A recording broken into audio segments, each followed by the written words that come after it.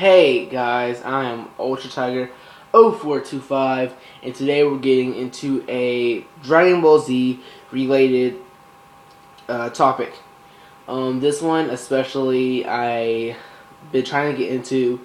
I did this video earlier, got messed up, and I had to completely redo, but I got like 15 minutes into it, so just expect a long video. This probably will be my longest video ever.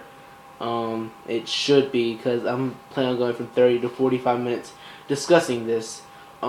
Speaking of the Dragon Ball Z related stuff, put it in the comment section down below or my discussion box if you like these. So yeah, so I can do more about Dragon Ball Z related stuff, or if you have your own ideas that you want me to talk about on my channel and other stuff, put in my discussion box / area. And let's get into this. This is my Xenoverse 2 like career mode, created character kind of career mode. Go check out my previous video, what is Xenoverse 2 wish list. And you'll see what I'm kind of looking into for Xenoverse 2 or the next game. Now, I have a list right here. I will be discussing things, what I would like to see.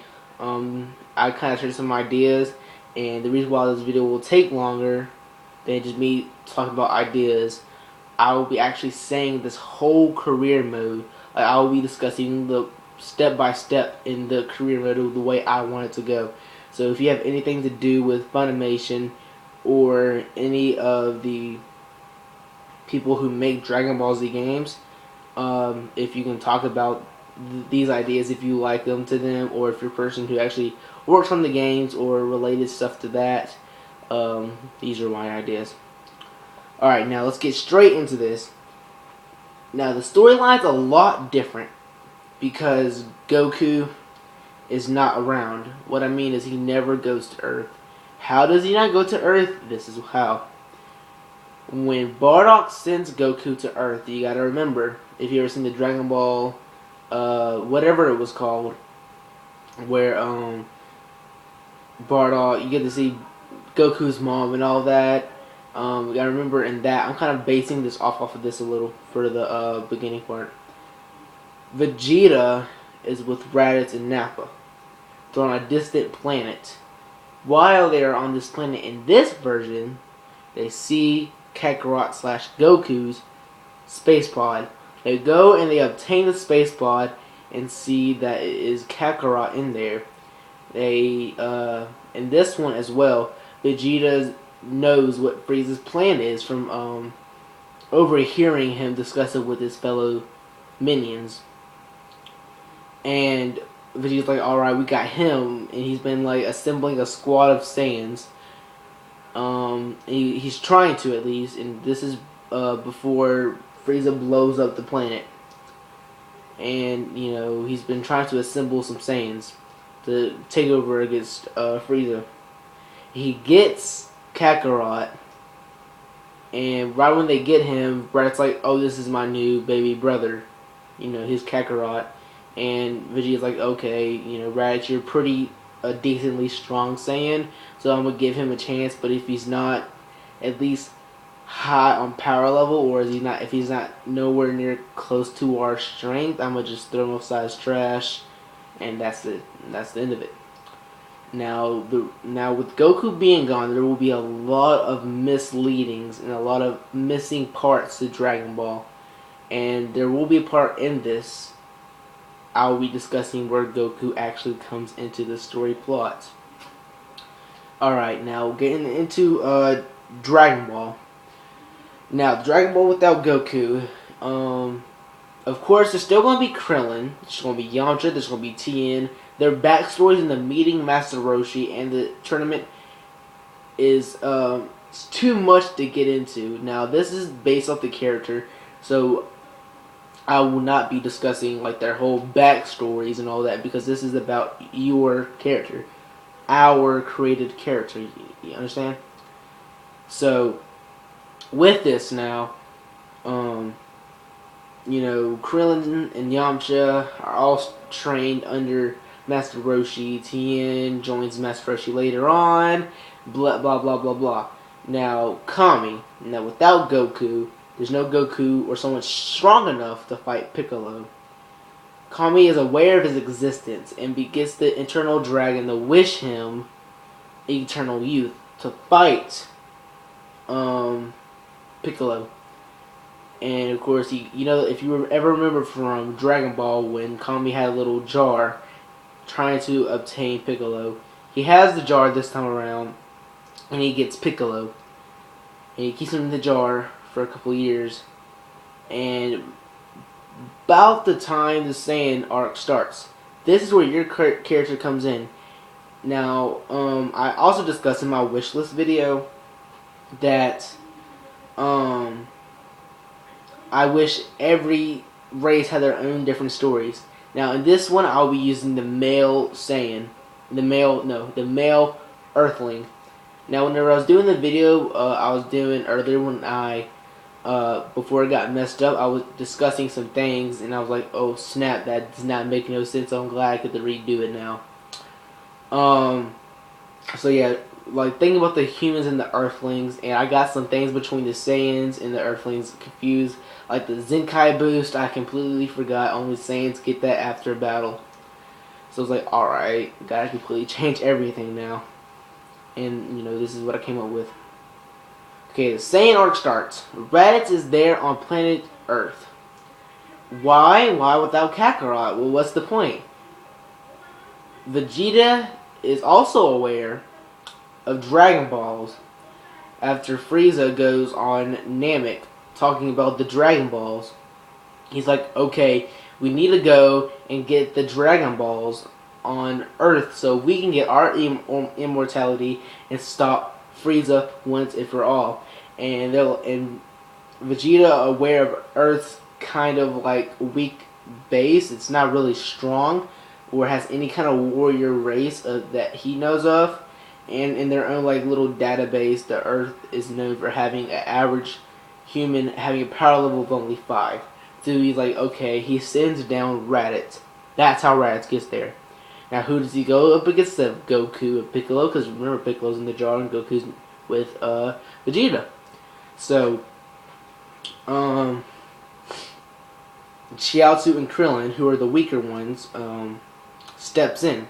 Yamcha and Tien are off training. So, like I said, in the backstory of why they're training, like I said, I'm not gonna get into it. But yeah, Raditz goes in there and beats Chiaotzu and Krillin.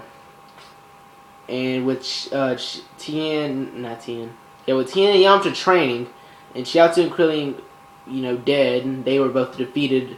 You know, they can't be wished back anymore because Chiaotzu and Krillin just both died. What kind of sets the story up for later. It's gonna make things a lot more difficult, you know what I mean? And so yeah, now going back to them. Yeah, they go get yeah, while Yamcha and Krillin are training, now we gotta go back all the way back to your character. Your character is in this storyline, he or she, my character, my created character, once I start doing my Xenoverse gameplay on my gaming channel, his name is Tora, and I'll be using the male, like I said, the male Earthling. He or she is 14 and is known as the Hercule Satan Jr. because he or she is a black belt at all forms of martial arts, just like Hercule Satan. So this character, you know, in this case, I'm going to be calling him Tora, so I don't gotta say he, I'm gonna say Tora. Tora, he is aware of the Saiyans, because Raditz is going around blowing up everything, trying to find the Dragon Balls, and he finally collects one, and he calls up Vegeta, Kakarot, and Nappa, and say, okay, I found a Dragon Ball, they do exist on this planet. Y'all can come over here now, and it's like, okay, they're far away, they're like, it will take us roughly about a year to go get them, to come to Earth. just like in the actual, story. And there will be parts in this where the storyline really does change, and a lot of things have to be critiqued based off a different race. Now, if I was doing the Saiyans, it would be a lot different. So just think about that. This is me talking about an Earthling. So get that straight, if you don't already. Now, Tora goes and at this time, Master Roshi is a master, and with Raditz killing Shiatsu and it was Krillin. After killing them, Master Roshi's kind of a master. You gotta remember that he's an actual skilled martial artist, and he opens up kind of a dojo. And after Raditz killing people for about a month, and he's saying Tien and Yamcha need to train, because Master Roshi was around whenever Raditz called Vegeta, Nappa, and Kakarot to come back on Earth. He was around, so he overheard him. So he told Tien and Yamcha to go somewhere else safe so they can train for the Saiyans. Kami not being the best place to go, so they had to go train sparring each other until the Saiyans got there. Now he needed his own disciple as well. He needed someone to not protect him, but be able to be a front line for the Earth. You know what I mean? So he's like, okay, I'm willing to open up to more students. And he finally found one student, that student being your main character. Like I said, Tora. Tora will be there. He shows up, and being known for what he's known for, Master Roshi takes him in. Now, Tora is automatically clicks to everything Master Roshi is teaching him, becomes a student of the Turtle Hermit, and is now a bona fide student of Master Roshi. And he trains under Master Roshi for a very, very long time. Now, this is where things get twisted. Vegeta, Nappa all show up. Raditz still only having one Dragon Ball. Like, at this time, Bulma's with Master Roshi. Because you gotta remember, even with Goku not there, Yamcha would, I think, like my Dragon Ball memory's kind of fuzzy, but Yamcha would have still been with Master Roshi somehow. Because Krillin, you gotta think about Krillin.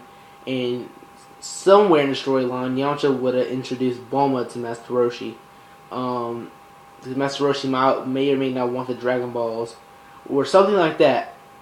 So you gotta, like I said, I'm not trying to get into the whole backstory of Dragon Ball, because this is about your character.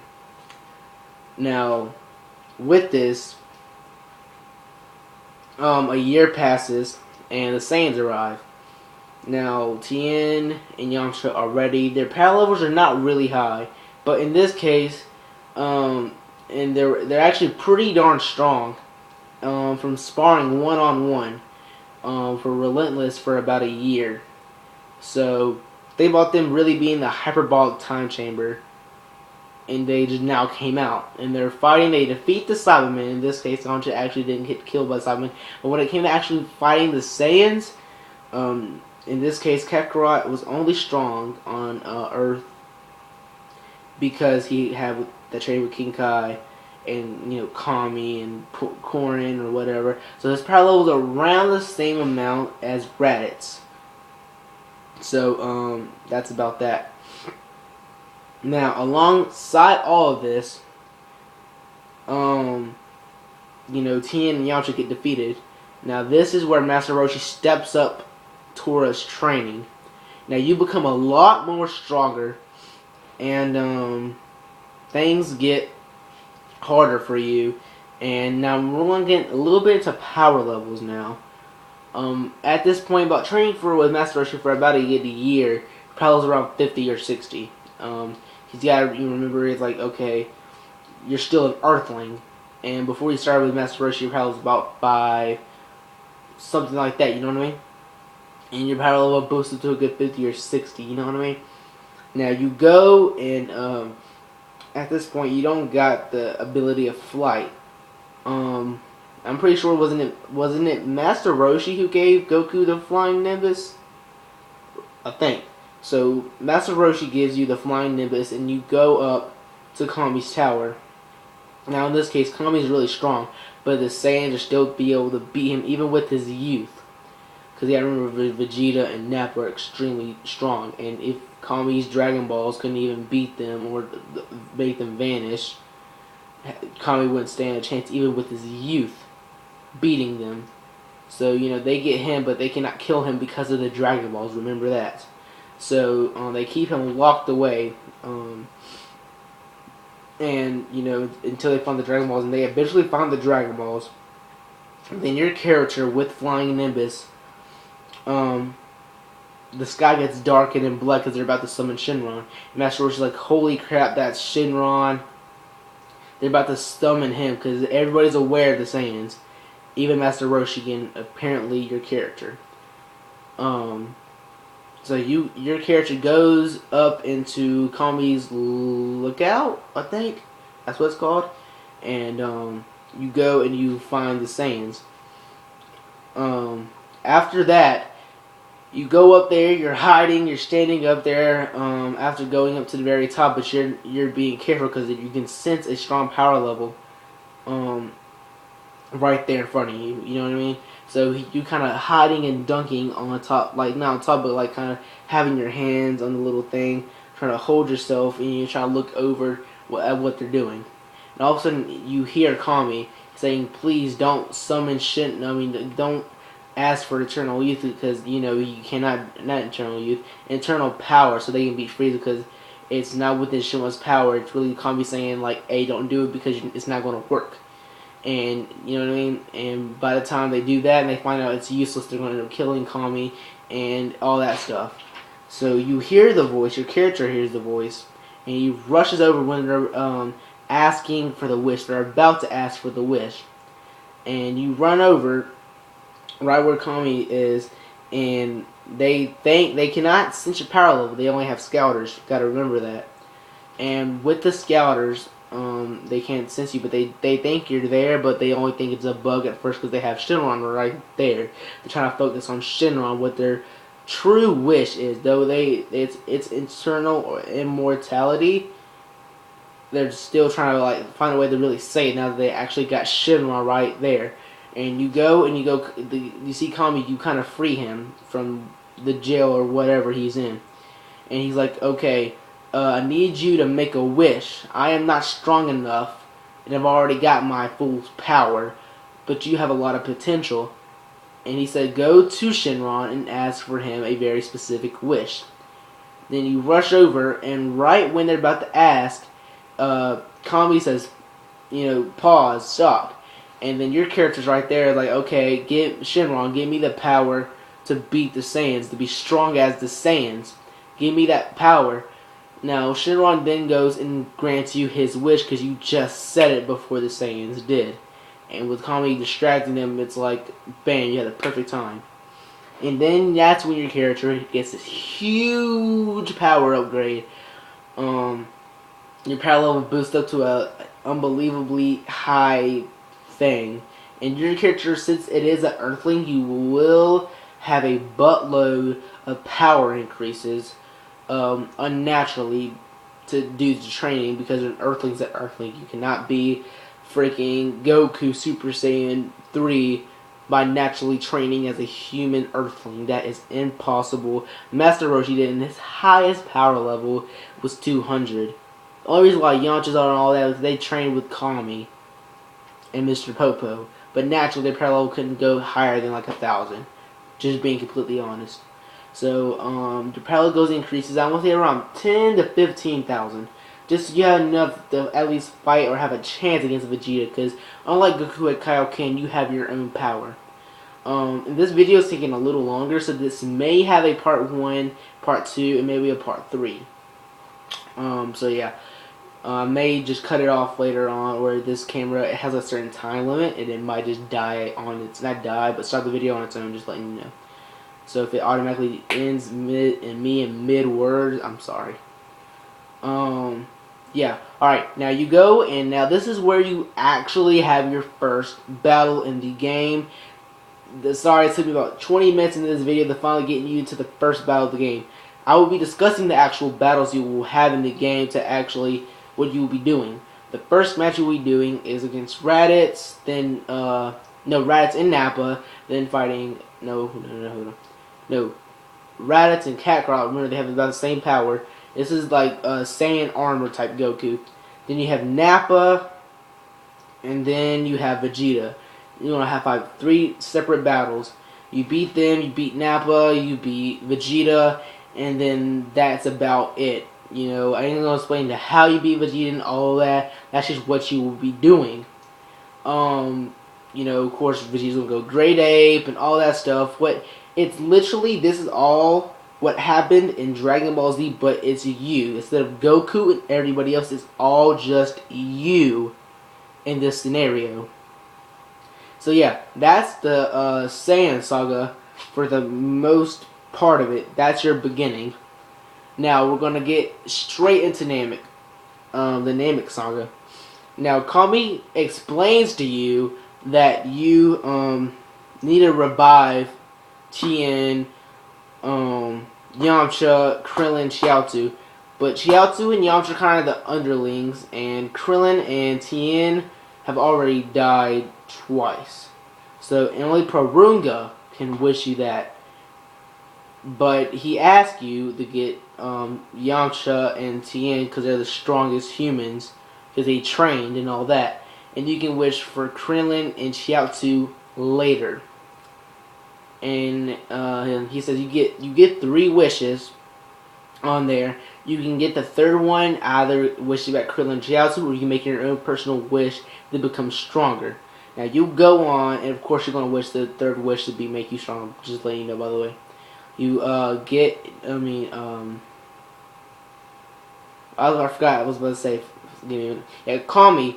Remember, Piccolo's still in the little capsule, whatever. He unleashes Piccolo, and then after some time passes, he finally gets Piccolo to merge with him. I know this is like really quick into merging with Piccolo, Kami, you know, them two. But what happens is their power level are both very weak. Piccolo's only being as strong as he was, remember, going all the way back into the end of Dragon Ball, and Kami's only being as strong as he is when he got Eternal Youth. And yeah, think of the fact that he was locked away while the Saiyans went hunting for the Dragon Balls. That took a big bunch of time, so they kept him in jail and locked up, so his strength weakened. And they merged, and their power level was way lower than it was when they fought Cell and all that, because of their lower power levels they had then. So, and they only needed to merge for 2 reasons. One, to eventually merge with Nail later on, and also to fight the Cybermen. Cybermen grew all over the earth, looking for the Dragon Balls, while Vegeta, Nappa, Kakarot, and Raditz, I said, right? Alright, now I'm going to get into, after you defeat them, where they're at, where those 4 are at afterwards, and I'll discuss it in a little bit. Alright, now you go to Namek, and Kami's space pod, and, oh yeah, speaking of Mr. Popo, I know you're going to wonder, where's Mr. Popo at? They also killed Mr. Popo, they killed him, yeah. He's gone. Next thing is you go to Namek, of course. You go hunting for Dragon Balls, but in between that, like I said, Master Roshi knows Bulma. Bulma gives you the capsules to actually go to Planet Namek. She has no idea what's going on, but you go there. It's all you going all by yourself to Namek. Think about that with your character actually doing that. You get to Namek. You get your Dragon Balls. No, you don't get them. Hold up. You have your capsules. You get a little place in the cave like Bulma did with Gohan and Krillin. And you get your own base set up. And you kind of mentally train on the way to Namek and while you're there, because you sense a huge power level being Dodoria, Zarbon, and Frieza. And like I said, your power level, we're going back to power levels. Your power level is about 15,000. No Zenkai boosts, so you don't get them because you're Earthling. And you gotta really mentally and physically train. And by this point, you're done training. You got about power level about 20,000. About as much as Vegeta had or slightly less than Vegeta had when he went to Namek. And you later on, just like how Gohan fought Dodoria, you see Dodoria beating up a Namek, you get P-offed, and you blast up and you start beating on Dodoria. You take Dodoria elsewhere. Zarbon and Frieza not really caring who you are. They think that you can beat Dodoria. You also gotta remember the other older Namek that blasted off the scouters so they can't see how strong you are. And you go off elsewhere and you actually go and you defeat Dodoria at your full power. Now this goes on to other things. You after doing that, one of the Nameks, of course being Dende, takes you to Guru. Guru then gives you a power boost, lifting your power level up to your truest form and potential. And going back to the Shenron only upgraded your power to go against the Saiyans. He did not unlock your full power. And with your power already being so high from Shenron, you have an extremely high power boost for your full potential. And your power goes from about a good 20,000 to a good 40,000, being around nails. So you take care of Zarbon, especially when he transforms instantly. It's easy. And with, of course, Frieza's scouters and his main minions, henchmen, gone, he calls up, of course, the Ginyu Force. Now, within all of this, gotta remember your power level is about 40,000, and Nail, you get to unite with Nail. In the story mode, the game, you would get the, if you remember how Budokai Tenkaichi 2 worked, once you got an ally, the ally would pop next to you, and you would fly off to the next mission. And that's actually how I want this next game to work. Be like Budokai Tenkaichi 2, where you flew around, or like Budokai 3, where you flew around, but you actually get to go in the cities and walk and stuff like that if you can, you know what I mean? I want them to do what they did with Budokai Tenkaichi 2. With that whole flying free roam thing. And then later on you have Nail with you and you find the Ginyu Force. You go fight the Ginyu Force, blah blah blah, you beat Guldo, Jace, Burger, Raccoon, and Guldo.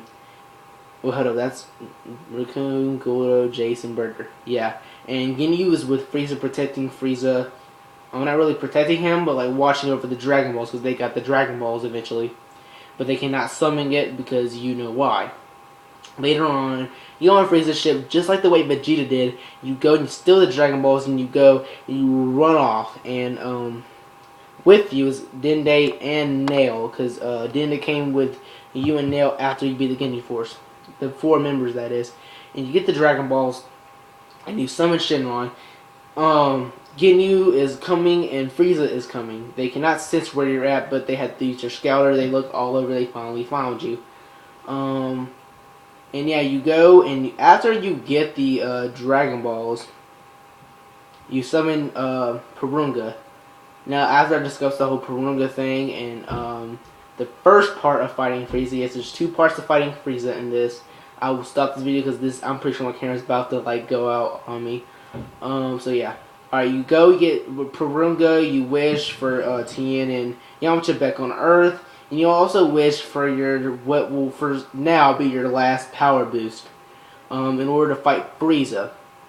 So you go, and you go full power, and you also give Nail a power boost too, so he can fight Captain Ginyu, because you gotta remember, Captain Ginyu is on the side, still waiting, not waiting, but flying over there. So yeah, you'll both get a huge power increase. You have enough to fight Frieza. He has enough to fight Captain Ginyu. Your power level is pretty stat up, and you are ready for the next battle. Now, with the next one going on, you have you versus Frieza, the first match. Your power level is skyrocketing, just like Vegeta after he fought Jace. And all that, you got that huge Zenkai boost. Except now you don't have Zenkai boost, you have a huge power level. Tien and Yamcha are back on Earth. They're helping Kami fight the Cybermen. They're all about to go out, and the world on Earth's about to be peaceful once again. Now, you go back on planet Namek, and you are still fighting.